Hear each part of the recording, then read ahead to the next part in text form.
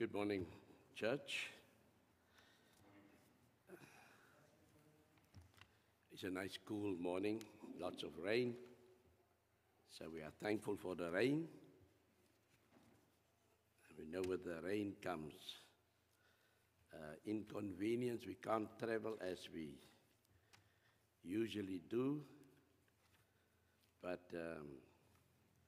we are thankful for those that have tuned in. Morning to those on Zoom also. I pray the Lord that all of us have a wonderful time in the Lord. Let us go to our Father in prayer. Dear God and Father, we are so thankful for this beautiful morning that you have blessed us. We are thankful, Lord, that this is the first day of the week and we do come together to worship you in spirit and in truth. And for this hour, Lord, is dedicated so that we can be admonished, that we can be taught, and that we can discern the word, know that it leads to eternal life. Thank you, Lord, that everywhere throughout where the sun came up in the east, your children has come together to worship you. And as the sun travels around this earth, your children are coming together as we now at this moment, and all that are on the same timeline, they are coming together to dedicate this day to your honor, and that we, Lord, are obedient and we are directed by your word. That the first day of the week, we do come together to worship you. Thank you, Lord, for this great privilege that we have, all coming from you, and we obedient to your calling. In this time, Lord, we are mindful of those that will still be traveling this way. We pray, Lord, that you'll bring them in all safety. Thank you, Lord, for that we can pray for the sick. We are mindful of our sister Judy, and I pray, Lord, that at this time you would restore her back to her health. She's been battling for years, but now once again, Lord, she needs our prayers. And Lord, as we are being directed that we must pray for one another, we pray, Lord, that you stretch forth your healing hands over her frail body. And Lord, that once again, she will be able to breathe the saying, the Lord is good. So we also pray for Sandy's sister, Ina. We do pray, Lord, that as she is also battling her health situation, we pray, Lord, that you would also, there we pray, Lord, that the soul, Lord, that is more important, that you would bring her and that she would realize that the end is near and she needs to find a resting place for her soul. That soul is in you, that resting place. And so, Lord, we pray that in all this you will grant us our request, all according to your will. And it's in Jesus' name that I pray. Amen. Thank you. We are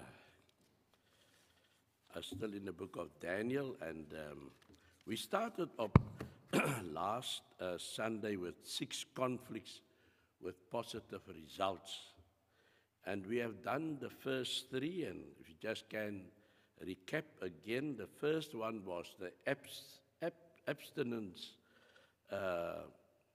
of the food that comes from the table of the king. And the king is a Babylonian, and some of the recipients is those that had a custom given by God how they should treat their food.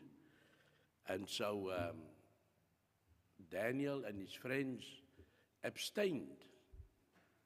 And God also in his manner, also helped them so that they, when they was eating only the vegetables, they looked smarter and brighter than those that ate from the table of the king. And there we can see the lesson that we learn from there. We're never the loser when we stand for the sake of God. And there, as we say, God interceded for them, not just at that moment. And the second one was the dream that Nebuchadnezzar had. And at this time, he was giving the magicians and the Magi and the Chaldeans and the soothsayers, all of them, they had to relay the dream to him. Otherwise, they can be punished with death. And they returned with logic that that's not how it's done. You must, oh great king, you must tell us the dream. And after you've given us the dream, then we'll do the analyzing. He says, no, this dream is upsetting. You must tell me the dream and the results, or you're going to lose your head. Daniel was counted amongst them as the wise men of Babylon. And he said, "O king, I think I've got the answer, but you need to give me time. I will come to you tomorrow." Look the certainty of Daniel, that he knew if you have to go to God, why he was buying time, if one had to put it like that, is because he knew he had to go and ask God to stand with him in this time. And he had full confidence.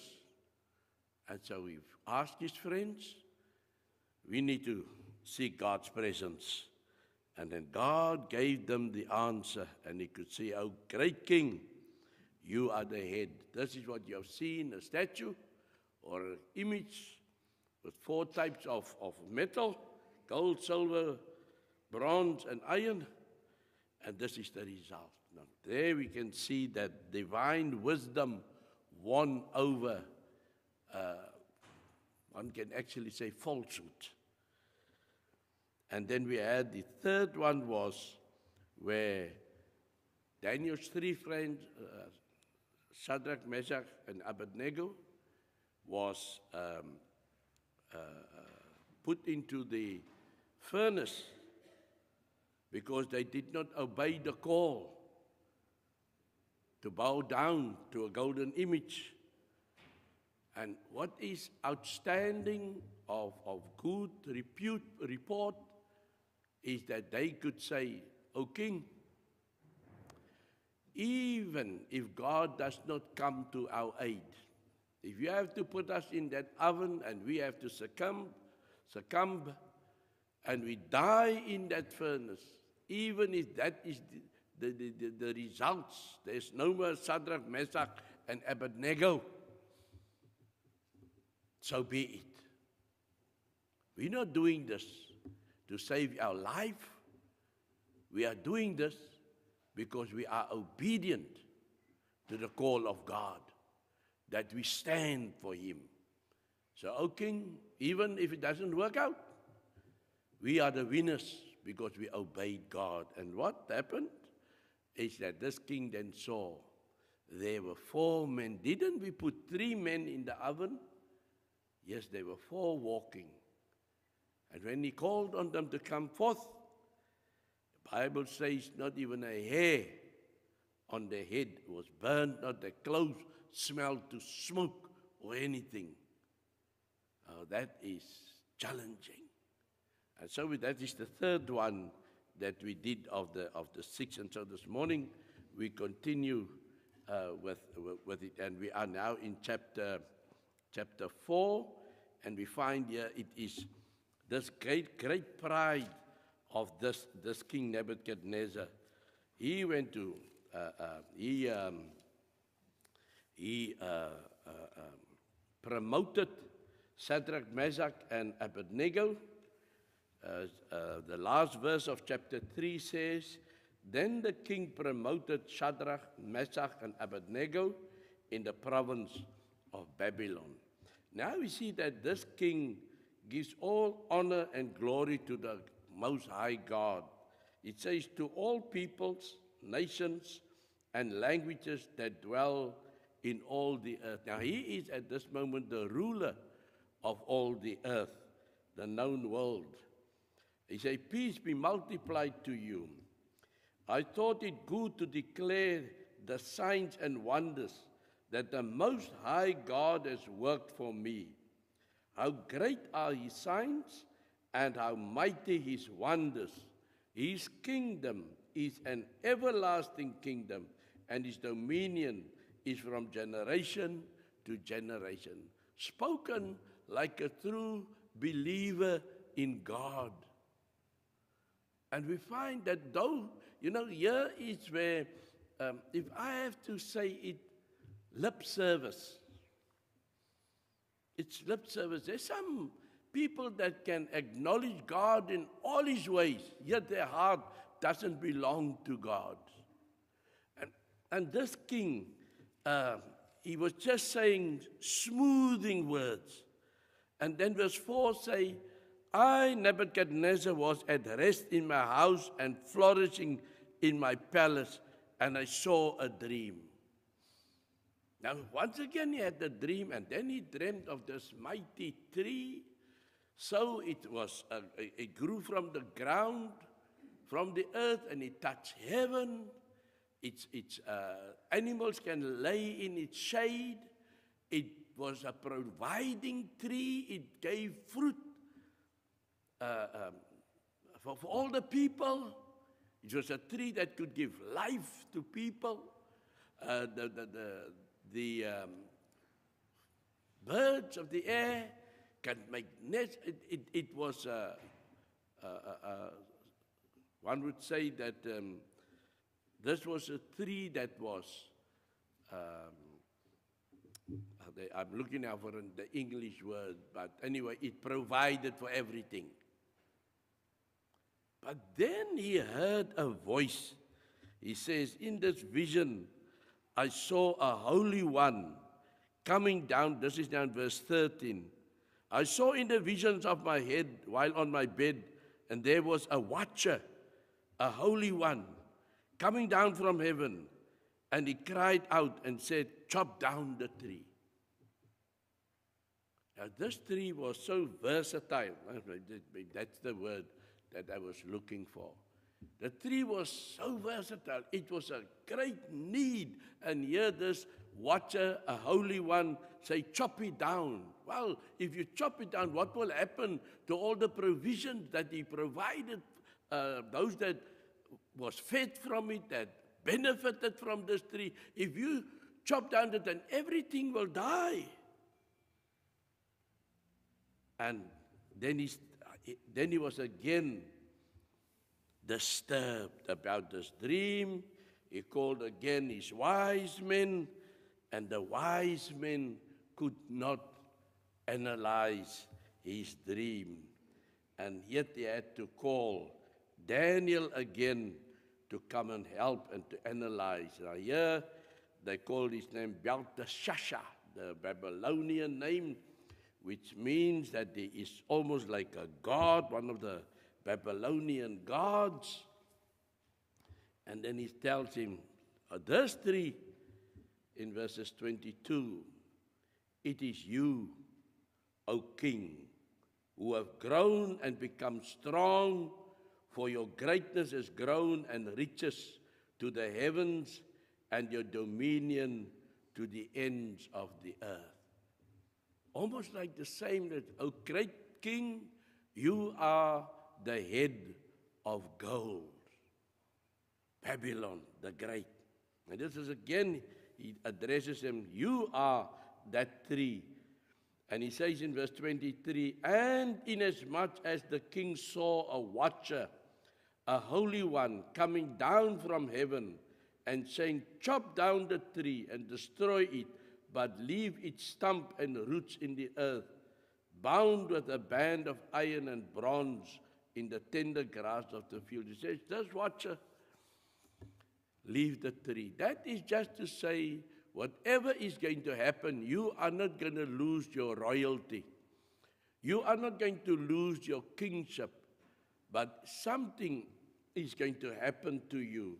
And this is my plea to you. And therefore we read in verses 27, after Daniel is analyzed this whole dream, he says, therefore, O king, let my advice be acceptable to you.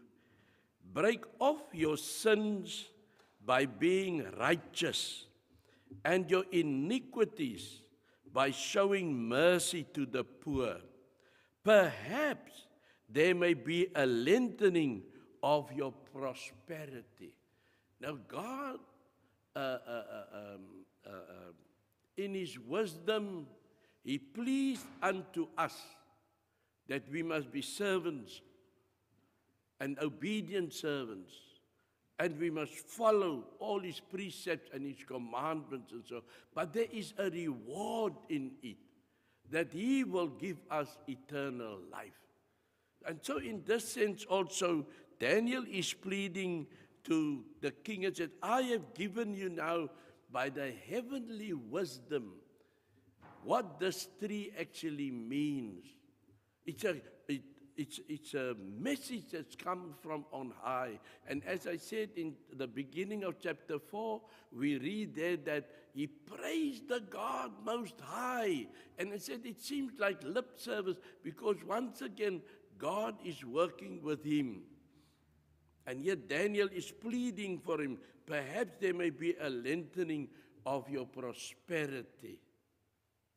Verse 28 said, all this came upon King Nebuchadnezzar, 29, at the end of 12 months. He was walking about the royal palace in Babylon. Now, 12 months later, after this dream, and after this plea of Daniel to him, he was walking on the top of his palace. The king spoke, saying, is not this great Babylon that I have built for a royal dwelling by my mighty power and for the honor of my majesty? Look how he's boasting and filling himself with pride that he is this great God that was providing for everyone's need, because he is the great. What is lacking there is not the great I am. He's just a human on the earth. A human which God, in His wisdom, felt, I need to lead this man. I need to work with him. And it says here, verse 31, while the word was still in the king's mouth, a voice fell from heaven. King Nebuchadnezzar, to you it is spoken, the kingdom has departed from you, and they shall drive you from men, and your dwelling shall be with the beasts of the field. They shall make you eat grass like oxen, and 7 times shall pass over you, until you know that the Most High rules in the kingdom of men and gives it to whoever He chooses. This is true words. All those that look at them as presidents and kings and prime ministers, all those that set themselves up as rulers over men, they can claim that, oh, well, I am a politician. I've been doing this for this was my calling. Well, the calling is that he, although in his small mind, he thought, I would be a minister. If I'm not the minister, I will eventually then become the president or a prime minister. But he would become in charge or the ruler of a country. What he must acknowledge, that he can be a chosen vessel of God. And when he is in a position where he can say yes or no, and it will stand, he must know it's not to his honor, it is to God's honor. But unfortunately, that when when man is in a position of power, it goes to their head, and they think it's my working, it's my doing, I persevered. And they forget there is another one that pulls the strings, and that is God Almighty. And so this King Nebuchadnezzar could sing the songs of praise to God and give and say, in fact, I want to say, all people pay allegiance to God except me. And that's maybe what's on his mind. And therefore, when Daniel pleaded unto him that your life can still be lengthened, he could 12 months later walk on the temple's roof, on the palace's roof, and say, look at it, all my work, all my doing. Am I not great? And then, while the words were still warm in his mouth,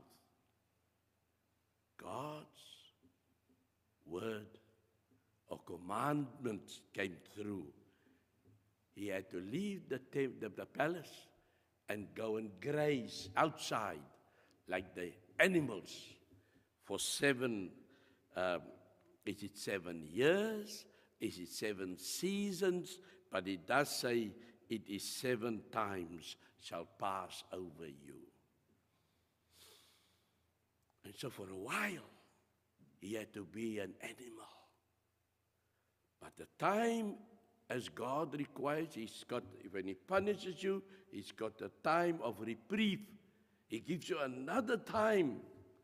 All right, what do you say now? And for some time in that, he looked up and he realized, I am but the fool. And he realized that God, it says in verse 34, and at the end of time, maybe the end of the 7 times, I, Nebuchadnezzar, lifted my eyes into heaven, and my understanding returned to me, and I blessed the Most High, and praised and honored him who lives forever. God gives you, which one will call a second chance. You may have been one that has been dedicated to him. You may be one that went all out. You may have been a stalwart in the church, or you may have been a dedicated church person. And then something happens in your life that we have to ask, where is that brother? Or where is that sister? Or maybe we will know about him. Maybe we have many times conversed with the brother or sister. But there do come a time that you will realize your situation, and God will in no while turn you away when you admit your fault and you say, I have sinned and I'm not worthy to be called your child or your son, like the prodigal son came. And so we see that Nebuchadnezzar once again got reprieve. So there we find that God wins. The king turned out to eat grass, but also God wins because the king returned to his palace to make his words and his commandments true. Then we find in the 5th conflict, that was the 4th one, the 5th conflict, we say, impious sacrilege arrayed against reverence for sacred objects. Now, when the temple fell, when Nebuchadnezzar destroyed Jerusalem and the temple, he took all the sacred objects that was in the temple. Remember, all the things that were in the temple, though they were animate. They were just objects, mugs, cups, shields, It was dedicated to God. Once someone brought it and they laid it in the temple, it became God's property. It is how man showed diligence or respect or appreciation to God. This shield, this tribe has maybe made, and let's hang it into the temple. We dedicated, so everything was a sacrilege. It was of dedication. And when the temple fell, they took all these important utensils, objects, with them to Babylon. And they went to put it into their idol worship temple. And it can be in that temple, it will still bear its godly honor, but it would mean nothing to those people, because they would not be worshiping those utensils. They would be worshiping their God, their idol. And so the king's son, Nebuchadnezzar's son at this time, was ruling, and he was, in chapter 5, he was Belshazzar. In verse 1 we read, Belshazzar the king made a great feast for 1,000 of his lords, and drank wine in the presence of the 1,000. While he tasted the wine, Belshazzar gave the command to bring the gold and silver vessels which his father Nebuchadnezzar had taken from the temple which had been in Jerusalem, that the king and his lords, his wives, and his concubines might drink from them. And so when they were drunk with wine, they realized, look, we need to do something worse, if I have to. We've got some holy things which the Jews thought it was holy. We are going to challenge this God now. In his drunk stupor, he went to and said, bring all those things which are holy. And it's a mockery that's now happening, because they were the great ones, and they are subduing God by misappropriation, or it is abusing of the instruments of God. But they in themselves felt, we are subjecting God to a low standard because we are pouring wine into us. And what is of much disgrace is that in verses 4 of chapter 5, it says, they drank wine and praised the gods of gold and silver, bronze and iron, wood and stone. Now, most of these objects that they stole from the temple in Jerusalem were made of gold and silver and bronze and iron, and maybe also some of wood and of stone. And they worshipped the object instead of the Creator. And in their minds, they thought they were great in their drunk stupor. And while they were still abusing God and belittling God, something happened. Do not play with fire. You will get burned. Verse 10 says, then a finger was, verse 5 says, in the same hour the fingers of a man's hand appeared and wrote opposite the lampstand on the plaster of the wall of the king's palace. And the king saw the print, the part of the hand that wrote. Then the king's countenance changed, and his thoughts troubled him, so that the joints of his hips were loosened and his knees knocked against each other. Then he realized there was some being that is greater than him. And that is true of the effect of God.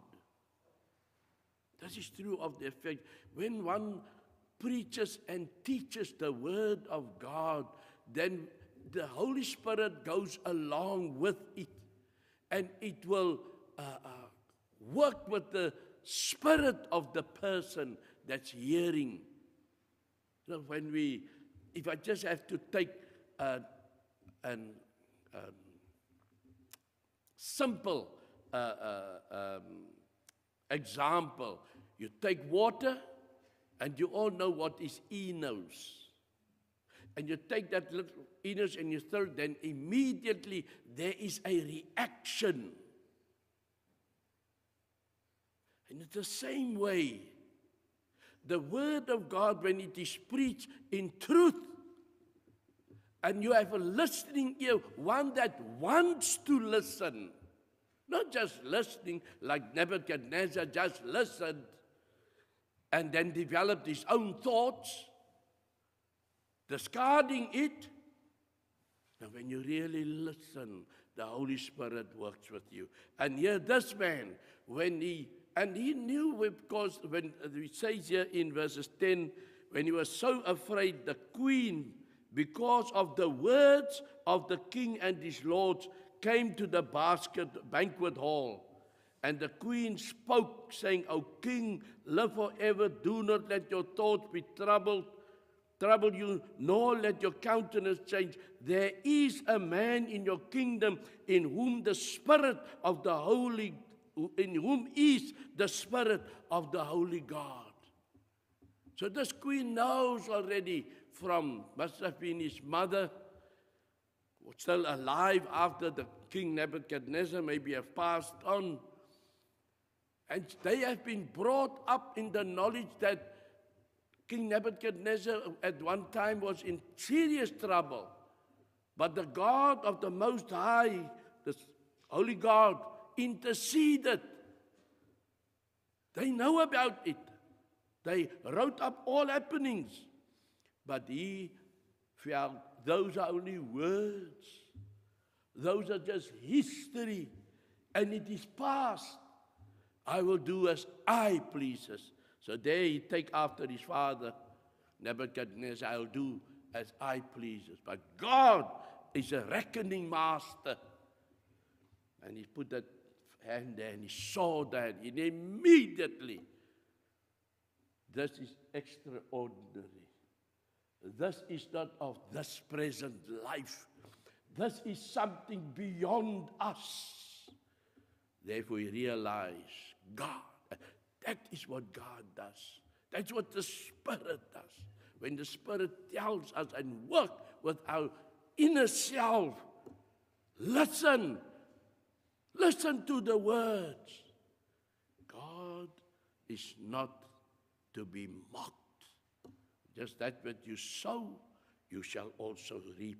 And so, they had to call Daniel, the man in which the Spirit of the Holy God lives. And then Daniel came. And in verse 17 it is say, Then Daniel answered and said before the king, Let your gifts be for yourself.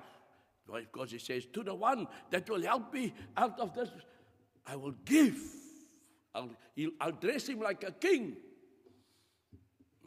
Purple garments and all in gold, I don't need that. Because it's not me, it's God that must get all the honor and the glory. And in verse 20 he says, But when his heart was lifted up and his spirit was hardened in pride, he was disposed from his king throne. This is now, he's relaying to Belshazzar what happened to his father. And they took his glory for him. Then he was driven from the sons of men. His heart was made like the beast, and his dwelling was with the wild donkeys. He says, do you remember? You remember what God did to your father? But you felt it comfortable to ignore it because you are now the other great one. If my father was great, I'm greater.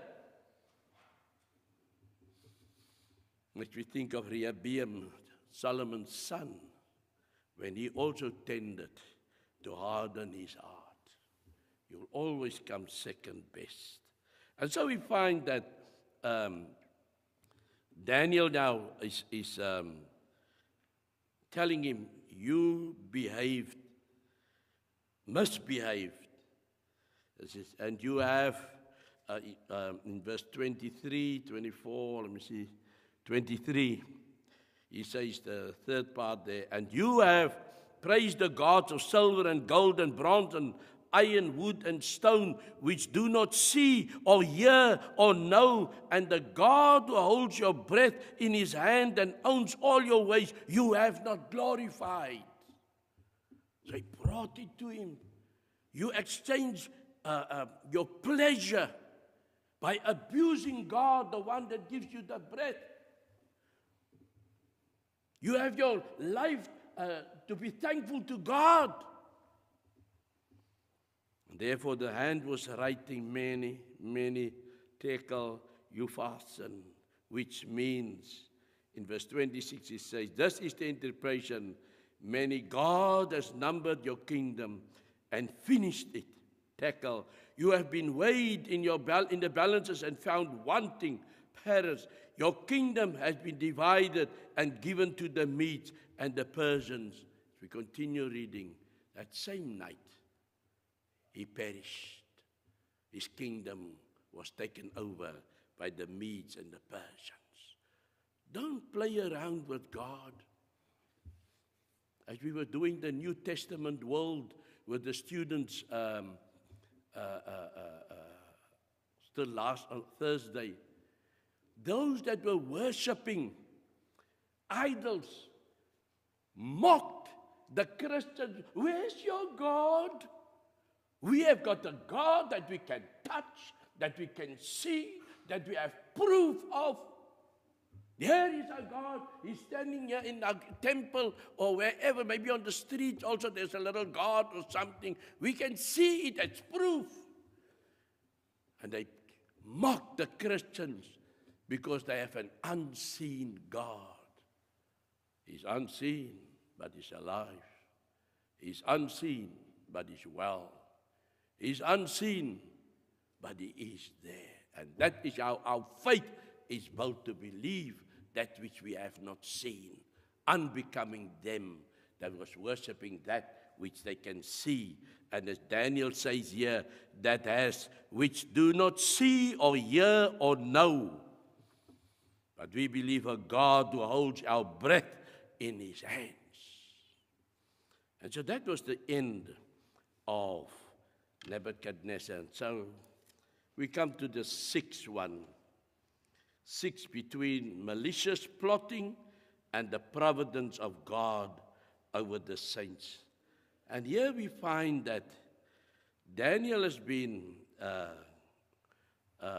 also promoted. In chapter 6, it says, it pleased Darius to set over the kingdom 120 satraps to be over the whole kingdom, and over these 3 governors, of whom Daniel was one, that the satraps might have given account to them, so that the king would suffer no loss. Then this Daniel distinguished himself above the governors and satraps, because an excellent spirit was in him, and the king gave thought to setting him over the whole realm. So Daniel, because of his honesty, Daniel, because of his dedication, he outshone the others. And so it's just right. Any leader puts his trust in those that he can depend on.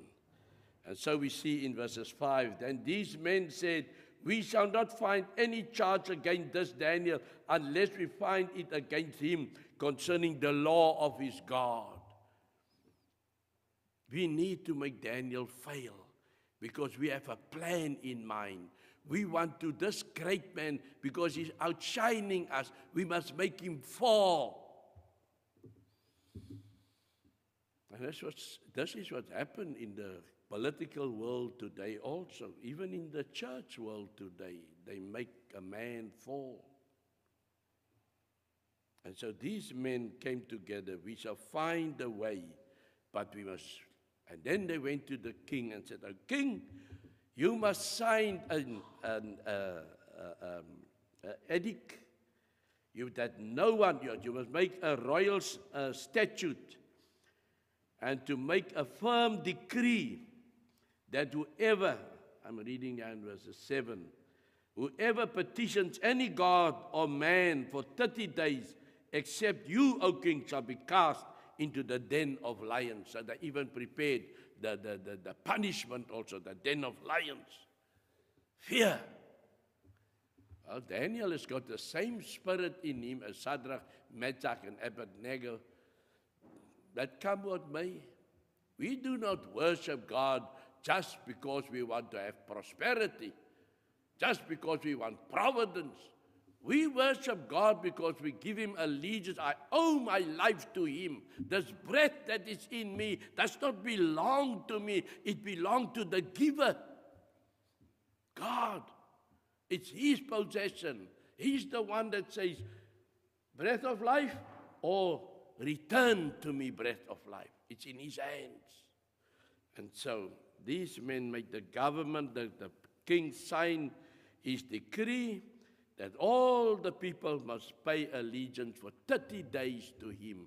And they knew, because Daniel did not make it a secret of the way that he worships. And therefore we read in verses 10, now when Daniel knew that the writing was signed, he went home, and in his upper room, with its window open towards Jerusalem, he knelt down on his knee 3 times a day and prayed and gave thanks before his God, as was his custom since early days. Not just now. It was always his custom that he prayed 3 times a day, visibly, that everyone can see. He was not ashamed of his God. There's nothing shameful of God. And these men said, we've got him. We've got him. O king, as a man that disobey your decree. We are witnesses that we saw him in the window. He was praying. Because of Daniel's reputation that he was, one can say, undefiled, the king had high regard for him. When he heard it was Daniel, he realized a trap was set. And it took him to walk up and down a restless night. And these guys persevere with their threatening. You made a law, and the law cannot be turned around. You've got to execute the law. Lions den. And so Daniel, the king, said, then put him in the lion's den. Even sealed the lion's den with his seal so that nobody opens it. And after a restless night again with this king, he hurried there the next day. Daniel, has your God protected you? And Daniel can say, yes. Let me see. Verse 14 says, and the king, when he heard these words, was greatly displeased. Okay, that was verse 16. So the king gave the command, and they brought Daniel and cast him into the den of lions. But the king spoke to Daniel, saying, your God, whom you serve continually, he will deliver you. And then they sealed up the hatch, or the opening, and Daniel was in a lion's den. And then verses 20, and when he came to the den, this is now the king, he cried out with a lamenting voice to Daniel. The king spoke, saying to Daniel, Daniel, servant of the living God, has your God, whom you serve continually, been able to deliver you from the lions? And the voice that came from inside the lion's den, in which Daniel acknowledged the king. O king, live forever. My God sent his angels and shut the lion's mouth, so that they may not hurt me, because I have found innocent, because I was found innocent before him. And also, O king, I have done no wrong before you. And then this king said, well, Right is right. I need to punish. And so it rounded up all those that accused, and there was the plot that they were hatching. Round them up. And what I have to say, what I like here is that the scriptures say, before these guys even hit the floor, the lions already feasted on them. Do not play with God. Do not mock God. That you sow, you shall reap. But Daniel said, I was innocent. And the king knew that Daniel was innocent. But greater still, that this king, has your God kept you from being destroyed? Have your God, I'm